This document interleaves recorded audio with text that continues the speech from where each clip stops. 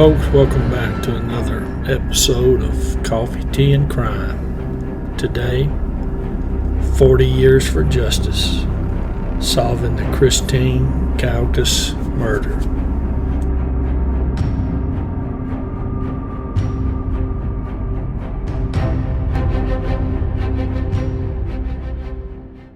Christine was 18 years old last time she was seen alive. She was hitchhiking into downtown Salt Lake City. She was on her way to work, May 15th of 1985. Now, her body would be later discovered early the next morning by a passerby who then notified the police. Now, the crime scene the police found was described as grisly.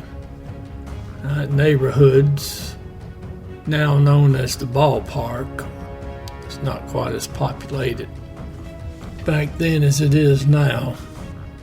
Now, little Christine had been beaten, raped, stabbed, and shot twice in the head.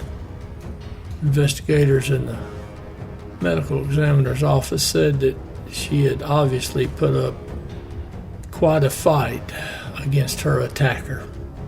Now, how the police were able to solve this case was they used that newfangled genetic DNA testing. Now, through that and the help of the son of the suspect, they were able to confirm that who the suspect was.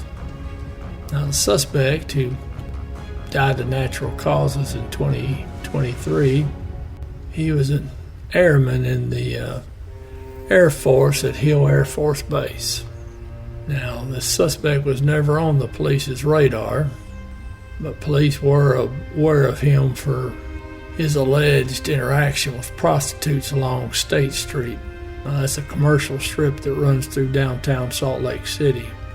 According to police, at least they were familiar with him for the last 2 years of his life, hanging out in that area. Now, according to police, the suspect, who was married, was known to leave his house in the middle of the night, not come back till the next morning, and that he would not tell his wife where he'd been or what he'd been doing. And as I stated earlier, he was never listed as a possible suspect in this case. Of course, I don't know what the crime scene gave up. It probably didn't give up a whole lot. But I would say there was not a whole lot to go on. Now, her body had been near the 1300 block of South Jefferson Street, and it was found about 3:50 in the morning. Now, what the police are saying is obviously the suspect stopped and picked her up when she was hitchhiking, which seemed to be something they still did even in the 80s. Instead of taking her to work, took her to a secluded area and attacked her. But she was tough because now she fought her way out of the car and tried to escape. Police said she left a blood trail up to the gutter of Jefferson Street.